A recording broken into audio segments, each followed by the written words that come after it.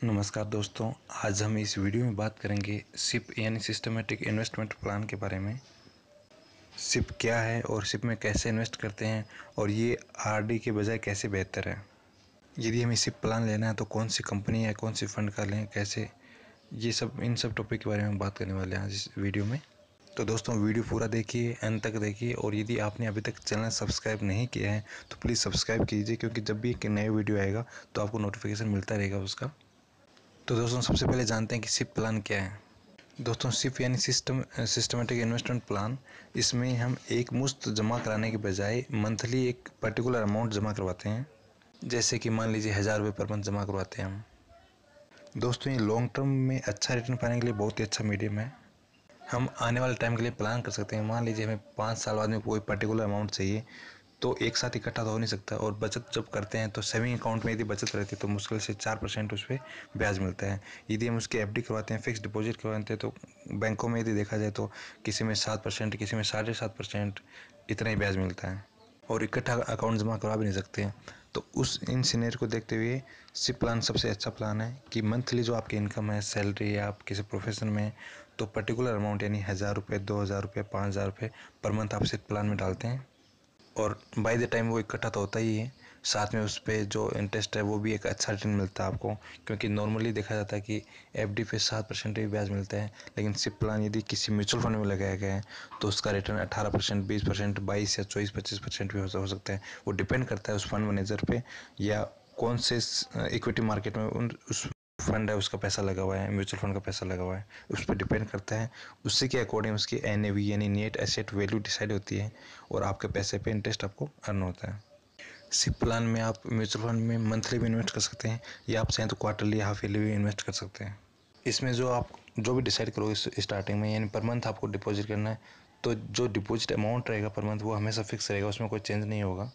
आप जो भी अमाउंट डिसाइड करते हैं, मान लीजिए 2000 रुपये पर मंथ आप इन्वेस्ट कर रहे हैं, तो जब आपकी जो भी पर्टिकुलर डेट को इंस्टॉलमेंट आपकी डिडक्ट होती है, उस टाइम पर उस पर्टिकुलर म्यूचुअल फंड की जो एनएवी थी उसके अकॉर्डिंग यूनिट्स परचेज हो जाएंगे।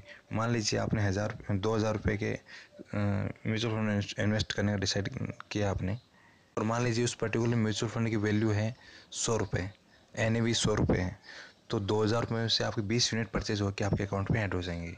तो इसमें ये भी है कि जब एनएवी कम होगी तो ज़्यादा यूनिट परचेज होंगी, और एनएवी यदि ज़्यादा है तो कम यूनिट परचेज होंगी, पर वो हर मंथ आपकी टोटल यूनिट्स में ऐड होती रहेंगी। दोस्तों इसका बेनिफिट ये है कि जब भी मार्केट डाउन रहेगा तो इक्विटी मार्केट में शेयरों की सबकी वैल्यू डाउन रहेगी, उसी के अकॉर्डिंग एनएवी की वैल्यू भी कम होगी। तो उसमें आपको बेनिफिट ये रहेगा कि आपका जो पर्टिकुलर अमाउंट यानी 2000 रुपये था जो इन्वेस्ट हुआ उसमें, उससे ज़्यादा यूनिट परचेज कर पाएंगे, या ज़्यादा यूनिट परचेज होंगी तो आपकी टोटल यूनिट्स में ऐड हो जाएंगी वो, और आपको बेनिफिट होगा उसका। इसी तरीके से जब लॉन्ग टर्म की बात करते हैं तो काफ़ी अच्छा रिटर्न आपको मिलता है, क्योंकि वो एक एवरेज हो जाता है, कभी मार्केट ऊपर रहता है, कभी मार्केट डाउन रहता है, तो कुल मिला के जब एवरेज देखा जाता है तो काफ़ी अच्छा रिटर्न इकट्ठा होता है, जो कि एफडी या आरडी के मुकाबले कई गुना अच्छा रहता है। तो दोस्तों ये तो हुई बात सिप प्लान की, बट अब अगला क्वेश्चन ये आता है कि सिप प्लान लेना है तो कौन सी कंपनी का लें, किसमें इन्वेस्ट करें। आजकल मार्केट में काफ़ी सारी कंपनियां हैं, जैसे कि बड़ौदा पायोनियर या रिलायंस है, एचडीएफसी, आईसीआईसीआई, एसबीआई, काफ़ी सारी कंपनियां हैं जो अपने अपने म्यूचुअल फंड रखती हैं। तो कौन से में रिटर्न करना है, तो दोस्तों इसके लिए आपको गूगल पे या विकीपीडिया पे उनका सबका रिसर्च करना होगा। स्टार्टिंग में सबसे पहली बार आप देखेंगे 7 से 8 कंपनियाँ सेलेक्ट करके कि उनमें सबसे अच्छा रिटर्न 1 साल के कंपेरिजन में, 3 साल या 5 साल में रिटर्न किसका अच्छा है। जो भी आपको अच्छा लगे उसमें आप इन्वेस्ट करना स्टार्ट कीजिए। मेरा सजेशन यही है कि सिप प्लान लेते हैं तो लॉन्ग टर्म के लिए लीजिए, 5 साल 10 साल के लिए लेते हैं, तो आगे चल के आपको पर्टिकुलर अमाउंट जो आप डिसाइड करते हैं कि आप मेरे को 5 साल बाद में इतना पैसा चाहिए या 10 साल बाद में इतने रुपये चाहिए, उसके हिसाब से आप डिवाइड करके पर मंथ डिसाइड करते हैं कि इतना रुपये आपको इन्वेस्ट करना है, तो लॉन्ग टर्म में जाके अच्छा पैसा मिलता है। दोस्तों यकीन मानिए, किसी बैंक की आरडी या एफडी कोई भी आप कंपेयर कर लो, सिप प्लान से बेहतर कोई प्लान नहीं होता, क्योंकि आपको एक मुश्त पैसा लगाना भी नहीं होता।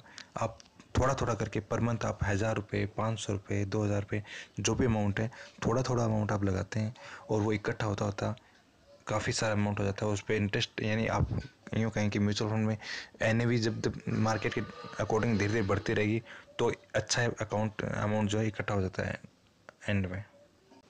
तो दोस्तों इसकी शुरुआत कीजिए। यदि आपने अभी तक कोई भी सिप प्लान नहीं लिया है और आप कोई भी जॉब कर रहे हैं, प्राइवेट हो या कोई बैंक गवर्नमेंट जॉब हो, तो आप जो भी जॉब कर रहे हैं आपने यदि सिप प्लान नहीं ले रखा है तो सिप प्लान लीजिए, स्टार्ट कीजिए और एक बेहतर कल की शुरुआत कीजिए। थैंक यू गाइज हम अगले वीडियो में देखेंगे कि इसको परचेज़ कैसे करते हैं। मान लीजिए आप ऑनलाइन परचेज़ करना चाहिए, आजकल काफ़ी सारी ऐप है मार्केट में, उनसे आप ऑनलाइन भी परचेज़ कर सकते हैं। तो नेक्स्ट वीडियो इसी चैनल पे आप देखेंगे कि उसमें आप ऑनलाइन परचेज़ कैसे करते हैं।